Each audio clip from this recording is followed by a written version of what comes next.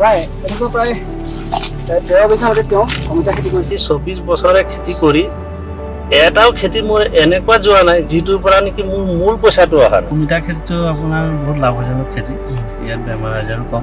এবাৰ ৰুলে 2 বছৰৰ কাৰণে চিন্তা নাই। যেতিয়া মন যায় তেতিয়া আচলতে পইচাৰ অভাৱ হ'লে ইয়াৰ বিকি পইচা লৈ আপুনি যিকোনো কাম কৰিব পাৰে। প্ৰথমৰ পৰা শেষলৈ গুটিৰ পৰা ধৰি প্ৰায় 4.5 লাখ মান টকা খৰচ হৈছে। আমাৰ বহু কৃষকে ৰিস্ক ল'বলৈ ভয় কৰে বা লোকচান হ'ব, তেনেকুৱা ধৰণৰ আমি যিসকলে তেনেকৈ ভাবে আপুনি তেওঁলোকক কি ক'ব? ৰিস্ক নল'লে জীৱনত একো নাই, একোৱে কৰিব নোৱাৰে। ৰিস্ক সদায় ল'ব লাগিব।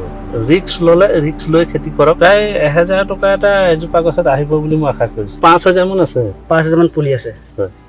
নমস্কাৰ দৰ্শক, মই পংকজ খনিকৰ, আপোনালোকে চাই আছে কৃষি জাগৰণ। দৰ্শকসকল, বৰ্তমান মই উপস্থিত আছোঁহি গোলাঘাট জিলাৰ দেৰগাঁও অঞ্চলৰ দীঘলী পামত। ইয়াতে ৰাজগড় আলী নামৰ এজন কৃষকে প্ৰায় 13 বিঘা মাটিত অমিতাৰ খেতি কৰিছে। আজি আমি আপোনালোকক দেখাবলৈ চেষ্টা কৰিম অমিতা খেতি কেনেকৈ কৰা হয়। তেওঁ এটা বৃহৎ পৰিসৰত অমিতা খেতি কৰিছে, বহু টকা খৰচ কৰিছে। আৰু এই অমিতা খেতি কৰোঁতে খৰচ পাতি কেনেকুৱা ধৰণৰ হয় আৰু এটা পুলিৰ পৰা এটা পুলি দূৰত্ব কেনেকুৱা ধৰণৰ দিব লাগে অমিতা খেতিৰ ক্ষেত্ৰত, অমিতা খেতি আমাৰ কৃষকসকলে কৰিলে আমাৰ কেনেকৈ লাভান্বিত হ'ব আৰু তেওঁ ইয়াত কি জাতৰ অমিতা খেতি কৰিছে আদি অমিতা খেতি সম্বন্ধীয় A to Z কথা আমি আমাৰ আজি দৰ্শকসকলক জনাব। পূৰ্বে আমি কিছু দৃশ্যাংশ আমাৰ কেমেৰামেন তমচিত চুতীয়াক এই গোটেই পৰিৱেশটো এবাৰ দেখুৱাবলৈ গৈছোঁ। তেওঁ কেনেকৈ আপোনালোকে চাওক, খুব চাপৰতে প্ৰায় এফুট ওচৰতে অমিতাবিলাক লাগিছে, লগাব লাগিছে। কেৱল এজোপাই নহয়, মোৰ যি এজোপা আছিলে মই সেইজোপা আপোনালোক দেখুৱালোঁ।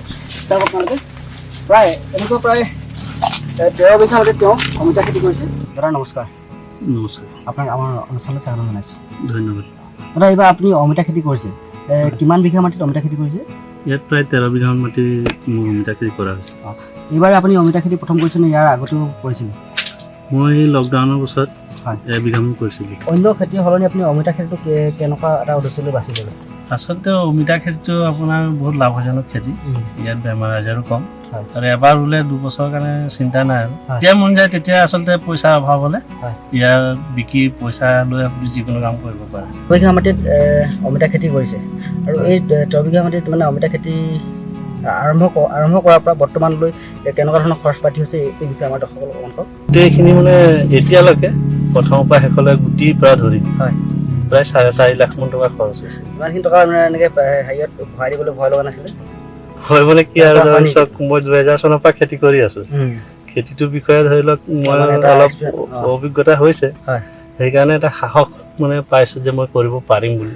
আৰু হ'লেও হ'ব নহ'লেও নহ'ব বুলি এটা যিটো মনৰ হেঁপাহ আছে যে ধৰি লওক আপুনি ৰিস্ক ল'লেহে যিকোনো কাম কৰিব পাৰিম। ৰিস্ক নল'লে যে মই যদি ভাবিম মই ইমানখিনি পইচা লগাই দিছোঁ এইখিনি অথলে যাব নেকি, তেনেকুৱা যদি কথা মই ভাবি পেলাই নকৰোঁ তেতিয়া ধৰি লওক মই কেনেকৈ ৰিজাল্টটো পাম। আমাৰ মানে বহু কৃষকে এনেকৈ আপুনি এতিয়া 4.5 লাখ টকা ইয়াত খৰচ কৰিছে বা ইনভেষ্ট কৰিছে, এনেকৈ আমাৰ বহু কৃষকে ৰিস্ক ল'বলৈ ভয় কৰে বা লোকচান হ'ব, তেনেকুৱা ধৰণৰ আমি যিসকলে তেনেকৈ ভাবে আপুনি তেওঁলোকক কি ক'ব? তেখেতসকলক মই এটাই কথা ক'ম, ৰিস্ক নল'লে জীৱনত একো নাই, একোৱে কৰিব নোৱাৰে। ৰিস্ক সদায় ল'ব লাগিব। ৰিস্ক ল'লে ৰিস্ক লৈ খেতি কৰক। খেতিটো এনেকুৱা এটা বস্তু, মই আজি 24 বছৰে খেতি কৰি এটাও খেতি মোৰ এনেকুৱা যোৱা নাই যিটোৰ পৰা নেকি মোৰ মূল পইচাটো অহা নাই। খেতিত আপোনাৰ লাভ নহ'লেও মূল পইচাটো আহিবই। আপুনি যিমান খেতিয়ক আছে সুধিব পাৰে যে আপোনাৰ লছ হৈছে নেকি, লছ মানে এইটোৱে কি লাভ নহ'ব পাৰে, সেইটোকে লছ বুলি ক'ব, কিন্তু মূলটো আহিবই। এতিয়া আমি 13 বিঘা বুলি গম পালোঁ, আপোনাৰ ইয়াত কিমানটামান অমিতা পুলি আছে? প্ৰায় 5000 মান আছে। 5000 মান পুলি আছে। তাৰপিছত এই 5000 অমিতা বা 13 বিঘা অমিতা খেতিৰ পৰা আপুনি কিমান মান আশা কৰিছে? এনেই আপোনাৰ অনুমানিক কিবা এটা টাৰ্গেট লৈ লৈছে নেকি? আগতে যিটো মোৰ ধৰি লওক বিকাৰ এটা ৰেকৰ্ড আছে, যিটো মই বিকিছোঁ খেতি কৰি, প্ৰায় 1000 টকা এটা এজোপা গছত আহিব বুলি মই আশা কৰিছোঁ। দাদা, এই অমিতাৰ জাতটোৰ নামটো কি? Taiwan red lady 786। এইটো বিষয়ে আপুনি কেনেকৈ গম পালে? এইটো আচলতে মই ইউটিউবত চাইছিলোঁ। ইউটিউবত চাই খেতিটো ভাল লাগিলে, তাৰ পৰা জ্ঞান আহৰণ কৰি মই এই খেতিটো প্ৰথম মানে কৰিছিলোঁ। ৰোৱাৰ কিমান দিনৰ পাছত মানে গছত ফল লাগিব ধৰি জাতটো? 3 মাহৰ পৰা ফল আহি যায়, 2 মাহৰ পৰা ফুলটো ষ্টাৰ্ট হৈ যায় আচলতে। 2 মাহৰ পৰাই? হয়। এইটো মই মাৰ্চৰ 8 তাৰিখে ৰুইছিলোঁ, 4.5 মাহ হৈছে আৰু ফল এয়া আপোনালোকৰ চকুৰ আগত আছে।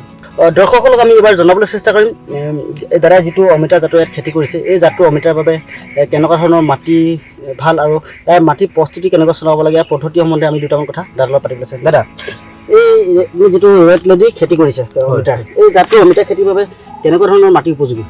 মাটিটো বালিচহীয়া ওখ মাটি হ'লে ভাল হয় যাতে ডাঙৰকৈ বৰষুণ আহিলে পানী জমা নহয়, পানীখিনি ওলাই যোৱাৰ ব্যৱস্থা থাকিব লাগে। তেতিয়া এইটো খেতি আৰামত কৰিব পাৰিব, কোনো অসুবিধা নাই। তাৰপিছত আপোনাৰ যিটো মাটিৰ প্ৰস্তুতি মাটিটো হাল বালে কেইটামান হাল বাই আপোনাৰ পুলিটো ৰোপণ কৰিছে? প্ৰথমে প্লাউ কৰাৰ প্ৰয়োজন। প্লাউ মানে যিটো লুটিয়াই দিয়ে নাঙল সেইটোৰে এবাৰ বাই তাৰপিছত ৰটভেটৰ 3বাৰমান মাৰিলে মাটিটো মিহি হৈ যাব। তাৰপিছত গাঁত মাৰি দুফুটকৈ মই গাঁত মাৰিছিলোঁ এটা পইণ্টত। আচলতে ইয়াৰ গুৰিত এইটো 2 ফুটকৈ গাঁত মাৰি ইয়াত গোবৰ ভৰাই দিয়া হৈছে পইণ্টত 2 ফুটকৈ স্কোৱাৰ মানে গাঁত মাৰি ইয়াত গোবৰ 20 কেজিমান দিয়া হৈছিলে। তাৰপৰা মাটিখিনি মিহলাই এই পুলিটো ইয়াত ৰোৱা হৈছে। এটা পুলিত 20 কেজিমান শুকান গোবৰ দিয়া। শুকান গোবৰ আৰু লগত কিবা দিছিলে নাই দিয়া? লগত তেতিয়া একো দিয়া নাই। পুলিৰ পৰা এটা পুলি দূৰত্ব কেনেকুৱা দিছে? এইটো এটা চাইডৰ পৰা এটা চাইডলৈ এটা লাইনৰ পৰা এটা 7 ফুট এটা চাইড আছে, এটা চাইডে 6 ফুট আছে। এতিয়া ধৰি লওক আপোনাৰ এজোপা এনেকুৱা এজোপা অমিতা গছত 2 বছৰলৈকে ফল থাকিব নহয় জানো? হয়। এজোপা অমিতাত মানে কিমান কেজিমান ফল লাগিব প্ৰায় 2 বছৰত সম্ভাৱ্য? আপুনিতো আগতে কৰিছে অনুমানিক। মই 1ৰ পৰা 1 কুইণ্টেল 20 কেজিমানকৈ পাইছোঁ। দাদা আমি বহু সময়ত আমি এটা অভিযোগ শুনিবলৈ পাওঁ যে আমাৰ বহু কৃষকে খেতি কৰে কিন্তু বজাৰখন নাপায়, আৰু আপুনি দেখিছোঁ 13 বিঘা মাটিত কেৱল অমিতা খেতি কৰিছে। এই বজাৰখন আপুনি কেনেকৈ হেণ্ডেল কৰে এই বিষয়ে আমাৰ দৰ্শকসকলক অকণ কওক। বজাৰখনৰ কথা চাওক, এতিয়া মোক কিছুমান মানুহে কৈছে যে আমি এজোপা গছত থাকিলে আমাৰ বাৰীত আমি বেপাৰী নাপাওঁ, আপুনি ইমানখিনি অমিতা কি কৰিব, ক'ত বিকিব? এতিয়া ক'ব গ'লে চাওক, মোক বেপাৰী সদায় ফোন কৰি আছে, দাদা অমিতা দিব নেকি, দাদা অমিতা দিব নেকি? আচলতে অমিতাটো এনেকুৱা এটা খেতি যিবিলাক মানুহে ধৰি লওক কৰিছে তেখেতসকলে বুজিব যে ঘৰত কোনোবাই এজোপা ৰুই থ'লে মানে বেপাৰীয়ে নিনিয়ে। কিন্তু এইটো এটা এনেকুৱা প্ৰজাতি, এইটো যদি মই পকাই দিওঁ কিন্তু মই এই 13 বিঘাই হয়তো মই জোৰাব নোৱাৰিম বেপাৰীক। এনেকুৱা এটা মানে এইটো প্ৰজাতি। এইটো ৰেড লেডি, আচলতে ইয়াৰ নামো ৰেড লেডি, ইয়াৰ ভিতৰতো মানে ৰঙা ওলাই কাটিলে মানে যেতিয়া পকি যায়। হয়, ৰঙা ওলাই বহুত টেষ্টি হয় বস্তুটো খাবলৈ। মানে যাৰ জিভাত লাগিছে সি আচলতে বজাৰৰ পৰা অমিতাটো নিবই আৰু খাবই। বজাৰখনৰ কাৰণে মোৰ কোনো অসুবিধা নহয় আচলতে এইটো প্ৰজাতিৰ অমিতাৰ খেতি কৰি। আমি আমাৰ দৰ্শকসকলে এতিয়া দেখিছে আপোনালোকে ইয়াত কেনেকৈ অমিতাৰ গছত লমা অমিতা লাগি আছে। তাৰ পাছতো তেওঁ বেপাৰী সুধি আছে তেওঁক অমিতা লাগে বুলি, কিন্তু তেওঁ এতিয়া অমিতা বিক্ৰী কৰিবলৈ লোৱা নাই। দাদা কাৰণটো মানে চাওক, এতিয়া যদি মই অমিতাখিনি পকাই বিকোঁ মই খুব কম 30 টকা পাম। মানে এতিয়া যদি কেঁচাকৈ বিকিবলৈ হয়, নহয় পকাই যদি মই বিক্ৰী কৰোঁ এতিয়া মোক 20 টকা দিছে, আৰু মোৰ অমিতা চাইজটো সৰু হৈ আছে। এতিয়া ধৰি লওক 1.5 কেজি হৈছে, সেইটো মই এতিয়া দিবলৈ গ'লে 30 টকা পাম 20 টকাকৈ। আৰু যদি মই তাকে পকাই বিকিব যাওঁ সেই 1.5 কেজিটো মই 45 টকা পাম। তো সেই তেনেকুৱা কথা। পকাই বিকিলে লাভটো যথেষ্ট মানে বেছি আছে, সেইটো কাৰণে মই পকাই বেচিবৰ কাৰণে বেছিকৈ আশা কৰিছোঁ। দাদা আমি বৰ্তমান সময়ত আমি কেইবাখনো অমিতাৰ বাগান লৈ গৈছোঁ। অমিতাবিলাক যথেষ্ট বেমাৰ দেখিছোঁ, পাতবিলাক মানে হালধীয়া হৈ গৈছে, কিছুমানে গুটিবিলাক সৰি পৰিছে। কিন্তু আমি ইয়াত দেখিছোঁ আপোনাৰ এজোপা গছো তেনেকুৱা হোৱা নাই। তাৰ কাৰণে আপুনি কেনেকুৱা ধৰণৰ ব্যৱস্থা লৈছে এই বিষয়ে আমাৰ দৰ্শকসকলক অকণ কওক। মই আচলতে ইয়াত প্ৰথমৰ পৰাই কেয়াৰ লৈছোঁ। গছখিনিত মানে থিম বুলি এটা দৰৱ আছে, এই 15 দিনৰ মূৰে মূৰে মই মাৰি থাকোঁ। তাৰ কাৰণে যিটো ভাইৰাছ বিয়পাই মাখিটো, সেই মাখিটো সেই দৰৱটো মাৰিলে মানে নাহে। সেইটো 15 দিনৰ মূৰে মূৰে মাৰি থকাৰ কাৰণে আপোনাৰ বেমাৰটো ইয়াত অহা নাই আৰু ফলবোৰ সুস্থ সবল হৈ আছে। দাদা আপুনি বৰ্তমান আপোনাৰ 24 বছৰ হ'ল খেতি পথাৰলৈ অহা। এই 24 বছৰ মানে আপুনি এতিয়া আজি যিটো পৰ্যায় উপস্থিত হৈছে সেই পৰ্যায়খিনি মানে পাবলৈ চৰকাৰৰ ফালৰ পৰা কেনেকুৱা সা সুবিধা পাইছে বা তেওঁলোকৰ পৰামৰ্শ পাইছে এই বিষয়ে আমাৰ দৰ্শকসকলক কওক। আমাৰ কেবিকে আচলতে খুমটাইত অৱস্থিত। কেবিকে এতিয়া যিজন হেড আছে ভৱেশ চন্দ্ৰ ডেকাচা, তেখেতৰ সহযোগত মই বহুতখিনি আগবাঢ়ি গৈছোঁ। কিছুমান অসুবিধা পালে তেখেতৰ লগত মই যোগাযোগ কৰোঁ, তেখেতে টিমো পঠিয়াই দিয়ে মাজে সময়ে মোক। সেইমতে আগবাঢ়ি গৈ আছোঁ। মই এইটো ক'বই লাগিব কেবিকে কথাটো, যিটো নেকি তেখেতসকলক মোক সঁহাৰি যিটো জনাইছে, তাৰ কাৰণে মই তেখেতসকলক এই চেনেলৰ যোগেদি ধন্যবাদ দিব বিচাৰিম।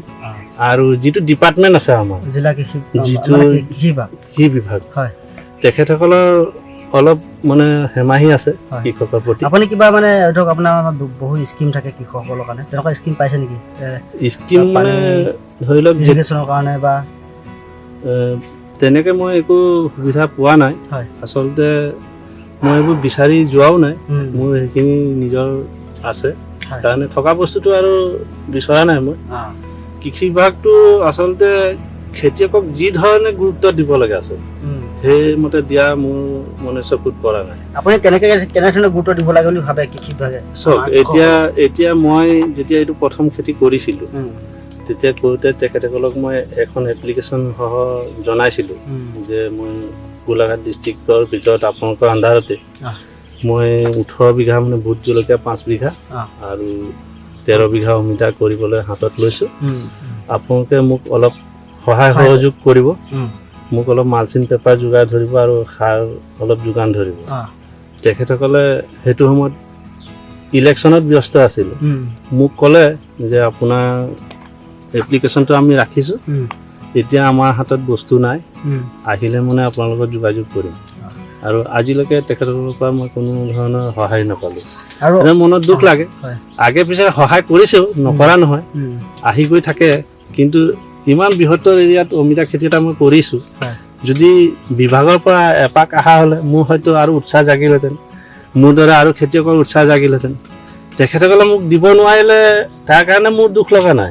তেখেতসকলে যদি আহি পেলাই মোক দিহা পৰামৰ্শও দিলেহেঁতেন যে আপুনি এপ্লিকেশ্যনখন দিলে, আমি সেই সময়ত আপোনাক যোগাযোগ কৰিব নোৱাৰিলোঁ, আহিছোঁ আপোনাৰ খেতিটো কেনেকুৱা হৈছে চাই যাওঁচোন, তে মনটোত অন্তত এটা উৎসাহ জাগিলহেঁতেন। আৰু মই এটা কথা ক'ব বিচাৰিম ইয়াৰ ভিতৰতে, এতিয়া আপুনি মোক অলপ আগত কৈ গ'লে আপুনি 4.5 লাখ টকা ইয়াত খৰচ কৰোঁতে আপোনাৰ ভয় লগা নাছিলে নে, তেনেকুৱা এটা প্ৰশ্ন মোক কৰিছে।